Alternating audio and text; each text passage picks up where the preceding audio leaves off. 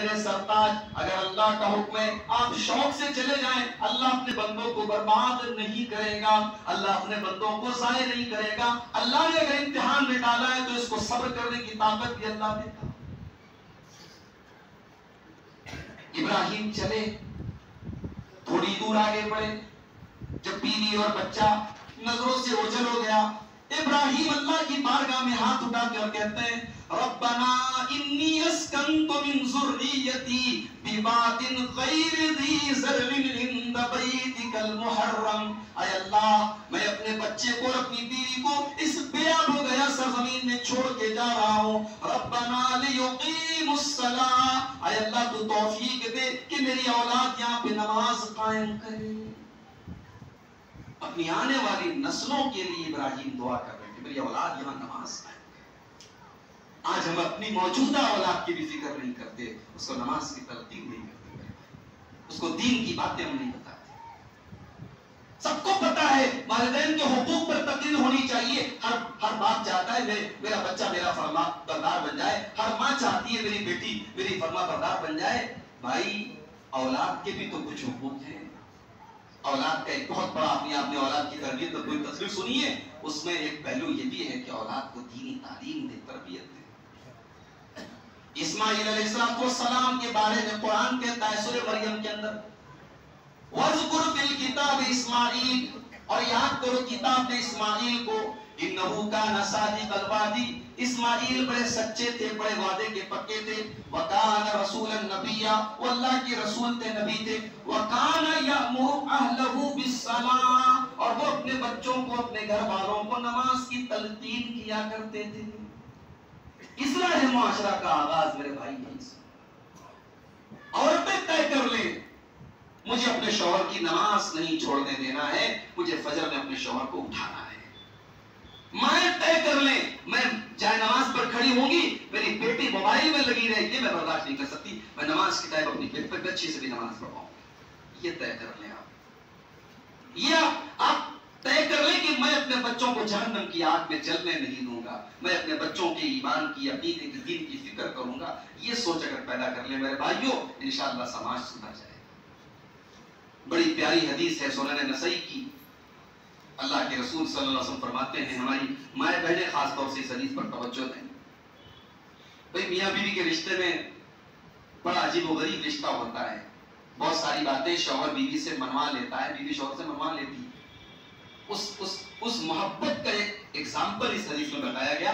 اللہ کے رسول کہتے ہیں رحم اللہ رجلا قام من اللیل، اللہ تعالیٰ کی رحمت نازل ہو، اللہ رحم کرے اس مرد کے اوپر جو رات میں اٹھ کر کے قیام اللیل کرتا ہے، تہجد پڑھتا ہے، وَأَيْقَظَ امْرَأَتَهُ، اور اپنی بیوی کو بھی اٹھاتا ہے، اپنی اہلیہ کو بھی اٹھاتا ہے، فَإِنَبَتْ، اگر اس کی بیوی انکار کر دیتی ہے، نہیں اٹھتی ہے، نَضَحَ فِي وَجْهِ الْمَاء، تو اپنی بیوی کے چہرے پر پانی چھڑک دیتا ہے، پانی ڈال کر کے اپنی بیوی کو اٹھاتا ہے۔ اللہ، ایسی فیملی پیدا ہو جائے، ایسا پریوار ہمارے گھروں کا ہو جائے کہ شوہر بیوی کو تہجد کے اٹھائے۔ چلو بھائی تہجد نہ صحیح، فجر کے لیے تو اٹھا سکتے ہو۔ اور یہ صرف مرد کا معاملہ نہیں ہے، آگے اللہ کے رسول کہتے ہیں وَرَحِمَ اللَّهُ امْرَأَةً قَامَتْ مِنَ اللَّيْلِ، اور اللہ کی رحمت نازل ہو اس عورت کے اوپر جو رات میں اٹھ کر کے تہجد پڑھتی ہے، وَأَيْقَظَتْ زَوْجَهَا، اور اپنے شوہر کو بھی اٹھاتی ہے۔ شوہر اگر انکار کر دیتا ہے، نَضَحَتْ فِي وَجْهِ الْمَاء، تو اپنے شوہر کے چہرے پر پانی ڈال کر کے چھڑک کر کے اٹھاتی ہے۔ تو یہ پہلا کام اصلاح معاشرہ کے لیے ہمیں کرنا پڑے گا کہ ہمیں اپنی اور اپنے گھر والوں کی اصلاح کی فکر کرنی ہے۔ دوسرا کام سماج کی اصلاح کرنا ہے۔ سماج کی اصلاح تب تک نہیں ہو سکتی جب تک عقیدے کی اصلاح نہ کی جائے۔ جس معاشرے میں شرک ہو رہا ہو، جس معاشرے میں اللہ کو چھوڑ کے غیروں کے دروں پہ پیشانیوں کو جھکایا جا رہا ہو، جس معاشرے میں اللہ کو چھوڑ کے غیروں سے اولاد مانگی جا رہی ہو، غیروں پہ بھروسہ کیا جا رہا ہو، اس معاشرے کی اصلاح نہیں ہو سکتی۔ شرک سے پاک کرنا ہوگا، توحید اپنے اندر پیدا کرنی پڑے گی، اس کے بغیر اصلاح نہیں ہو سکتی۔ اللہ کے پیارے نبی صلی اللہ علیہ وسلم حضرت معاذ بن جبل کو یمن بھیج رہے ہیں۔ اے معاذ، تمہیں میں یمن بہت بڑی ذمہ داری دے کر جاؤں. تم جہاں جا رہے ہو وہاں اہل کتاب رہتے ہیں, وہاں یہودی رہتے ہیں, وہاں عیسائی رہتے ہیں. فَلْيَكُنْ أَوَّلَ مَا تَدْعُوهُمْ إِلَيْهِ عِبَادَةُ اللَّهِ. اے معاذ, جب تم یمن میں جانا, تم لوگوں کو دعوت دینا, لوگوں کو تبلیغ کرنا, لوگوں کو دین کی باتیں بتانا, تو اے معاذ تم سب سے پہلے توحید کی باتیں کرنا, تم اللہ کی عبادت کی باتیں کرنا, سب سے پہلے تم لوگوں کا عقیدہ درست کرنا. اس کے بغیر اسلام نہیں ہو سکتا. الذين آمنوا ولم يلبسوا إيمانهم بظلم أولئك لهم الأمن وهم مهتدون. جو لوگ ایمان لائے اور انہوں نے اپنے ایمان کے ساتھ شرک کی ملاوٹ نہیں کی, ان کا ایمان شرک سے پاک رہا, وہی لوگ امن پائیں گے, دنیا میں بھی امن پائیں گے اور آخرت میں بھی امن پائیں گے. تو سب سے پہلی اور بنیادی چیز ہے کہ توحید ہماری درست ہونی چاہیے. آج افسوس کی بات ہے, کتنے مسلمان ہیں توحید کا مطلب نہیں جانتے, اور جب توحید کا مطلب نہیں جانتے تو وہ شرک کو بھی توحید سمجھ کے کرتے ہیں. ان کو پٹیاں پڑھائی گئی ہیں, ان کو جھوٹی مثالیں دی گئی ہیں, ان کے دماغ میں ڈالا گیا بھئی تو اللہ کے ولیوں کو نہیں مانتا, تو بزرگوں کو نہیں مانتا. شرک کو توحید کا نام دے دیا گیا, خیرت کو جنوں کا نام دے دیا گیا, جنوں کو خیرت کا نام دے دیا گیا. میرے پیارے بھائیو, تم شرک کو توحید بنانے کی مثالیں بیان کرتے ہو, اور میرا اللہ شرک کو ڈائنامائٹ کرنے کے لیے, شرک کو مٹانے کے لیے اور شرک کا رد کرنے کے لیے قرآن میں مثالیں دیتا ہے. سورہ حج کی آیت نمبر 73 اٹھاؤ. اللہ فرماتا ہے یا ایھا الناس ضرب مثل فاستمعوا له ان الذين تدعون من دون الله لن يخلقوا ذبابا. او لوگو, تمہارا پروردگار تمہارے لیے مثال بیان کر رہا ہے, بے شک تم اللہ کو چھوڑ کر کے جن کو پکارتے ہو, لن یخلقوا ذبابا, وہ اتنے بے بس اور کمزور ہیں. اتنی بڑی کائنات بنانا تو بہت دور کی بات ہے. اس کائنات کے اندر ایک بہت حقیر سی مخلوق ہے مکھی, وہ تمہارے غیر اللہ کو چھوڑ کر کے تم جن کو پکارتے ہو وہ ایک مکھی پیدا کرنے کی طاقت نہیں رکھتے. وَإِن يَسْلُبْهُمُ الذُّبَابُ شَيْئًا لَا يَسْتَنقِذُوهُ مِنْهُ, اور وہ تو اتنے بے بس اور کمزور ہیں, اگر مکھی کوئی چیز ان سے چھین کے لے کے چلی جائے تو وہ مکھی سے وہ سامان واپس نہیں لے سکتے. ضعف الطالب والمطلوب, کمزور سے مانگ رہا ہے, مانگنے والا بھی کمزور ہے, اور جس سے مانگا جا رہا ہے وہ بھی کمزور ہے.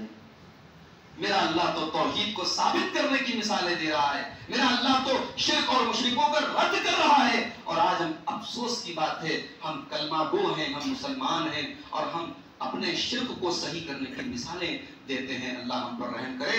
اللہ نے قرآن میں فرمایا وَمَا يُؤْمِنُ أَكْثَرُهُمْ بِاللَّهِ إِلَّا وَهُمْ مُشْرِكُونَ. میرے بندوں کی ایک بہت بڑی تعداد اللہ کے اوپر ایمان رکھتی ہے مگر ساتھ میں شرک بھی کرتی ہے. میرے بھائیوں, شرک سے اپنے آپ کو ہمیں بچانا ہے, اور توحید پر یہی ہماری پونجی ہے. یہ توحید ہی ہمارا کیپٹل ہے, ہمارے پاس کچھ نہیں ہے اس کے علاوہ. اللہ کے یہاں اگر توحید ہے تو ہمارا بیڑا پار ہے, اور توحید نہیں ہے ہماری ساری نیکیاں بیکار ہے. میرے بھائی, اللہ کے یہاں اللہ کے پیارے نبی قیامت کے دن شفاعت بھی اپنے گنہگار امتیوں کی جو کریں گے وہ شفاعت بھی توحید کی بیس پر ہوگی. توحید اگر نہیں ہے نبی شفاعت بھی نہیں کریں. وہ کہتے ہیں نا نبی کا دامن تھام لیں گے. بھائی نبی کا دامن تبھی ملے گا جب توحید آپ کے پاس. بڑی پیاری حدیث ہے صحیح بخاری اور صحیح مسلم کے اندر.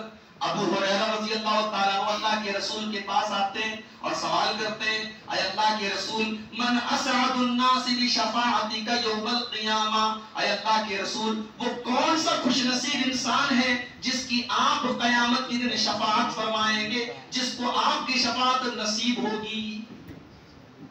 نبی اکرم بہت خوش ہوئے اس سوال پر. ہمارے یہاں تو کہیں ایسا ماحول ہے کہ مولوی صاحب سے پیر صاحب سے کوئی سوال کر دے تو مرید لوگ ناراض ہو جاتے ہیں, ہمارے پیر صاحب سے سوال کیا جا رہا ہے. سوال جواب کا تو ماحول ہونا چاہیے نا, تحقیق کا ماحول ہونا چاہیے, سوال سے ناراض نہیں ہونا چاہیے. حضرت ابو ہریرہ کے اس سوال پر اللہ کے رسول بہت خوش ہوئے اور آپ نے دعا دی حضرت ابو ہریرہ, کہا کہ اے ابو ہریرہ مجھے یقین تھا یہ سوال تم ہی کرو گے, مجھے یقین تھا یہ سوال تم ہی کرو گے. کیوں؟ لما رأيت من حرصك على الحديث, کیونکہ تمہارے اندر حدیث کو سیکھنے کی طلب پائی جاتی ہے, حدیث کی حرص پائی جاتی ہے. اللہ وہ حرص ہمارے اندر بھی پیدا فرمائے, اللہ وہ طلب ہمارے اندر بھی پیدا فرمائے. آمین. جس کو حدیث کی طلب پیدا ہوتی ہے نا وہ قیامت کے دن کامیابی کے سوالات کرتا ہے. فضول سوالات وہی کرے گا جس کو حدیث سے کوئی مطلب نہیں. ایسے آج کل ہمارے بہت سارے بھائی سوشل میڈیا پہ سوال کرتے ہیں تو فضول قسم کے سوال ہیں جن کا کوئی مطلب نہیں ہے. حابیل قابل میں جو لڑائی ہوئی تھی مولوی صاحب, وہ جس لڑکی کی وجہ سے لڑائی تھی اس لڑکی کا نام کیا تھا؟ ان کو رشتے کا پیغام بھیجا. عجیب و غریب سوالات. اللہ کے رسول صلی اللہ علیہ وسلم کا پیشہ کیا تھا؟ اللہ کے رسول صلی اللہ علیہ وسلم کام کیا کرتے تھے؟ یہ اللہ کے رسول کی پوری سیرت ہمارے سامنے موجود ہے. اس قسم کے سوالات جن کا ہمارے دنیا اور آخرت سے کوئی مطلب نہیں, کیا ثبوت ہے؟ اچھا بعض لوگ سوالات علماء کو پریشان کرنے کے لیے کرتے ہیں. اچھا مولانا شاہد مبین صاحب سے سوال کر لیا, اب چلیں عبدالغفار صاحب سے بھی سوال کریں, فلاں شیخ سے بھی سوال کریں. دیکھیں تینوں کے جواب میں کیا فرق آتا ہے. عجیب مزاج ہے. تو سوال معقول ہونا چاہیے اور ایسا سوال ہونا چاہیے جس سے ہمارے دین اور دنیا کا کوئی معاملہ جڑا ہوا ہو. تو حضرت ابو ہریرہ نے سوال کیا کہ اللہ کے رسول وہ کون سا خوش نصیب ہوگا جو قیامت کے دن آپ کی شفاعت پائے گا؟ اللہ کے رسول صلی اللہ علیہ وسلم فرمایا اسعد الناس بشفاعت یوم القیامہ من قال لا الہ الا اللہ خالصا من قبل نفسہ.